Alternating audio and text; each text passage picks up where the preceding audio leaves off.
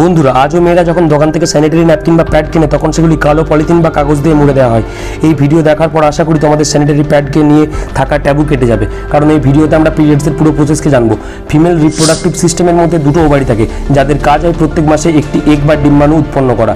এই সময় ইউটেরাস অর্থাৎ ওম নিজের লাইনিংকে ঠিক অর্থাৎ পুরু করে, যাতে করে পসিবল প্রেগনেন্সির জন্য রেডি হতে পারে। এই ডিম্বাণুগুলি বড় হয় এবং প্রত্যেক 2 সপ্তাহ পর ওভারি থেকে বেরিয়ে আসে, যেটাকে আমরা ওভলিউশন বলি। এরপর এগ ফ্যালোপিয়ান টিউবে পৌঁছায়, যেখানে ওটাকে নিষিক্ত হওয়ার জন্য মেল স্পার্মের দরকার।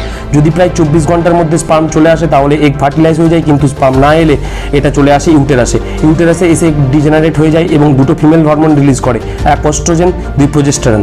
এই হরমোনের জন্য ইউটেরাস বুঝতে পারে যে প্রেগনেন্সি হয়নি। এখন ওম্বের গাত্র, যেটা প্রেগনেন্সির জন্য পুরো হয়েছিল, তার আর কোনো কাজ থাকে না এবং আবার পাতলা বা সেট হতে থাকে। আর এই সেট হওয়ার জন্য ব্লিডিং হয়, যেটাকে প্রত্যেক মাসে আমরা পিরিয়ডস বলি।